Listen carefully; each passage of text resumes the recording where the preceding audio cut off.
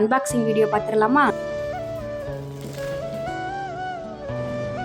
இருக்கிறதுலே எனக்கு அதிகமாக வர கொஸ்டின் தான் இது. பக்கா மதுரை பொண்ணு.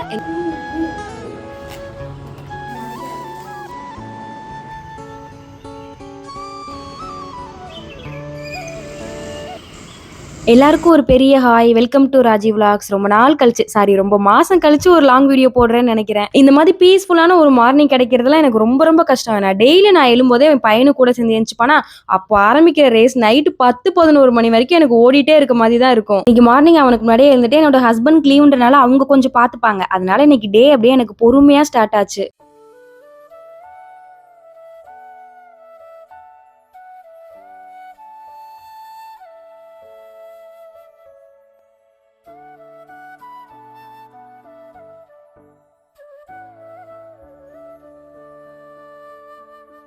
இன்னைக்கு இந்த வீடியோவில் எனக்கு ரிப்பீட்டடாக வர 2 கமெண்ட்டுக்கு ஆன்சர் பண்ணலான்னு இருக்கேன். ஒன்று என்னோட வெயிட் லாஸ் ஜேர்னி பற்றி, இன்னொன்று இப்போ வரைக்குமே நிறைய பேருக்கு நான் எந்த ஊருன்ற டவுட் பெருசாக இருக்குது, அதையும் கேட்டுகிட்டே இருக்கீங்க. அதுக்கான ஆன்சர் பண்ணிடலான்னு இருக்கேன். எம்டி ஸ்டொமக்கில் வெதுன்னு ஜீரா வாட்டர் குடிச்சிட்டு ஒரு குட்டி வாக் போயிட்டு வந்துட்டு உங்ககிட்ட ஷேர் பண்ணுறேன்.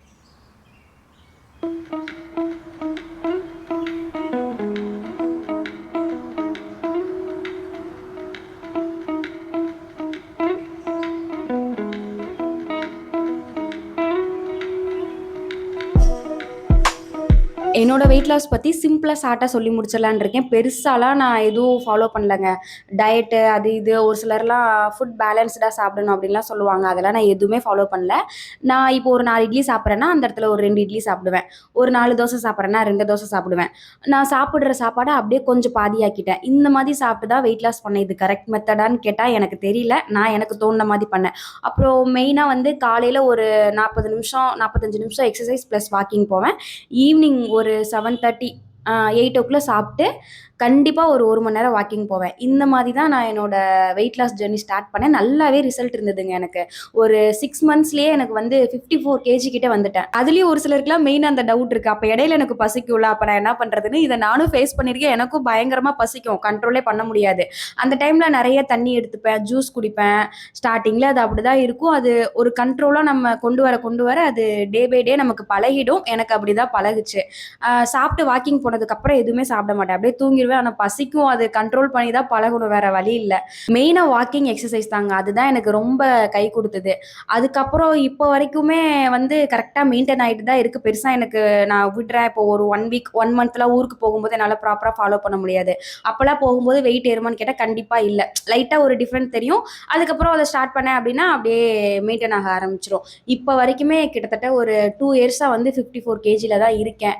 மேபி இதுக்கடுத்து ஏறுவேனா என்னன்னு எனக்கு தெரியல, பார்க்கலாம். நான் என்னெல்லாம் ஃபாலோ பண்ணணும் அதெல்லாம் எனக்கு தெரிஞ்ச அளவுக்கு இந்த வீடியோவில் ஷேர் பண்ணியிருக்கேன். சப்போஸ் இதுலேயும் உங்களுக்கு இன்னும் கொஞ்சம் டவுட் இருக்குது அப்படின்னா கண்டிப்பாக கமெண்ட்டில் கேளுங்க. அடுத்தடுத்த வீடியோவில் உங்கள் கூட ஷேர் பண்ணுறேன். இப்போ அடுத்த கொஸ்டினுக்கான ஆன்சர் பார்க்கலாமா? இருக்கிறதுலே எனக்கு அதிகமாக வர கொஸ்டின் தான் இதுதான். ஏம்மா நீ எந்த ஊர் தாம்மா? மதுரைன்ற, திருவண்ணாமலைன்ற, கோயம்புத்தூர்ன்ற, இப்போ அந்தமானன்ற, நீ எந்த ஊர் தான் தெளிவாக சொல்லுனேன்.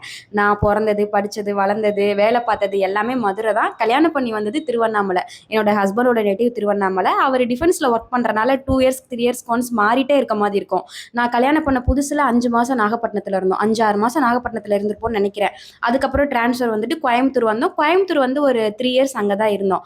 அது முடிச்சு இப்போ அந்தமான் வந்திருக்கோமா. இங்கே வந்து ஒரு 8 months ஆகுது. இதுக்கடுத்து எங்கே போடுவாங்கன்னே எங்களுக்கு தெரியாது. இந்த மாதிரி 2 years 3 years ஒன்ஸ் மாறிட்டே இருக்கிறதுனால அடிக்கடி வேற வேற ஊர் சொல்கிற மாதிரி இருக்கனால உங்களுக்கும் அது ஒரு பெரிய டவுட்டாக இருக்குது. என்னோட ஊர் மதுரை, பக்கா மதுரை பொண்ணு. என்னோட ஹஸ்பண்ட் வந்து திருவண்ணாமலை. இந்த 2 கொஸ்டின் தான் எனக்கு ரிப்பீட்டடாக வந்துட்டே இருந்தது. அதுக்கான ஆன்சர் பண்ணிட்டேன். இப்போ கிச்சனுக்கு ஒரு 2 ப்ராடக்ட் புதுசாக வாங்கியிருக்கேன். அது அன்பாக்சிங் வீடியோ பார்த்துடலாமா? என்னோட கிச்சன் கொஞ்சம் அப்கிரேட் பண்ணலான்னு நெஸ்டேசியாவிலேருந்து ஒரு சில ப்ராடக்ட்டில் ஆர்டர் போட்டிருந்தேன். அதில் 2 மட்டும் இப்போ டெலிவரி ஆயிருந்தது. அதை தான் அன்பாக்ஸ் பண்ணி பார்த்துட்டு இருந்தேன். நான் நினச்சதை விட பேக்கிங் செம்ம சூப்பராக பண்ணியிருந்தாங்க. கோயம்புத்தூர் டு அந்தமான் ஷிஃப்ட் ஆகும்போது கொஞ்சம் கிச்சன் திங்ஸ் தான் பார்சல் போட்டு விட்டுருந்தேன். அதுவும் இப்போ கொஞ்சம் கொஞ்சமாக டேமேஜ் ஆயிடுச்சு. அதுலேயும் இந்த வெசல்ஸ்லாம் ரொம்ப நெளிய ஆரம்பிச்சிருச்சு.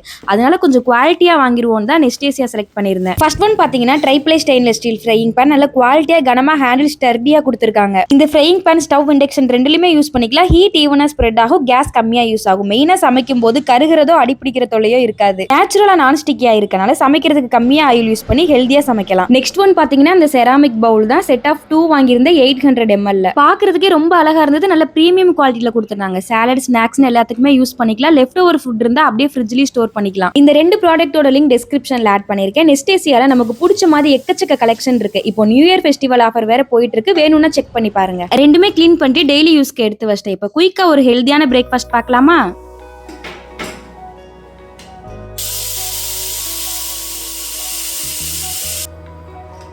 இது கூடவே நெஸ்டேசியால இருந்து உடன் பிளேட்டர் வாங்கியிருந்தேன். 15 இன்ச்ல ரெக்டாங்கிள் ஷேப்ல நல்ல காம்பாக்டா இருந்தது. நல்ல ஸ்மூத்தா ஃபுட் சேஃப் ஃபினிஷிங்கோட கொடுத்துருக்காங்க. பெஸ்ட் பார்ட் என்னன்னா அந்த சாப்பிங் போர்டாவும் யூஸ் பண்ணிக்கலாம், பிளேட்டராவும் யூஸ் பண்ணிக்கலாம். இப்போ மார்னிங் பிரேக்ஃபாஸ்ட்டுக்கு வீக்லி ட்வைஸ் இந்த மாதிரி சாலட் தான் எடுத்துட்டு இருக்கேன். இது கூட பச்சை பயிரும் ஆட் பண்ணிப்பேன். அது இல்லாததுனால கருப்பு சுண்டல் வேர்க்கல்லையே ஓவர் நைட் ஊற வச்சு எடுத்திருக்கேன். அதை வாஷ் பண்ணிட்டு குக்கர்ல ஒரு விசில் விட்டு எடுத்திருக்கேன். இப்போ அதை பவுல்ல ஆட் பண்ணிட்டு அது கூட கட் பண்ண வெங்காயம், தக்காளி, குக்கும்பர், அப்புறம் கேரட் துருவி சேர்த்திருக்கேன். லைட்டா லெமன் ஜூஸ், அப்புறம் கொஞ்சமா டேஸ்ட்டுக்கு சாட் மசாலா ஆட் பண்ணிருக்கேன். வேணானா அதை ஸ்கிப் பண்ணிக்கலாம்.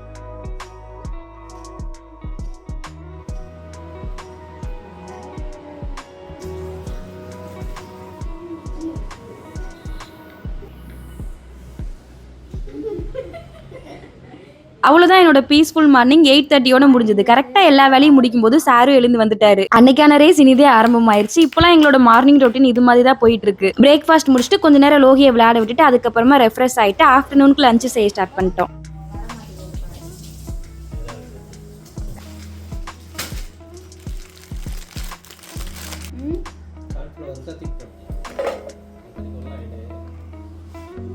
இன்னைக்கு லஞ்ச் மெனு பாத்தீங்கன்னா வழக்கத்தை விட கொஞ்சம் டிஃபரெண்டா தான் ரெடி பண்ணிருந்தோம். பேபிகார்ன் மசாலாவும் ஃபுல்காவும். என்னோட ஹஸ்பண்ட் லீவ்ல வீட்ல இந்த மாதிரி ஃப்ரீயா இருக்கும்போது தான் ரொட்டீன் தாண்டி இந்த மாதிரி டிஃபரெண்டா ஏதாவது சமையல் பண்ணுவோம். எனக்கு புதுசா ஃப்ரையிங் பேன் வாங்கியிருக்கோம்ல, அதனால புதுசா அந்த பேபிகார்ன் மசாலா ட்ரை பண்ணிடலாம்னு அதை தான் ரெடி பண்ணிட்டு இருந்தோம்.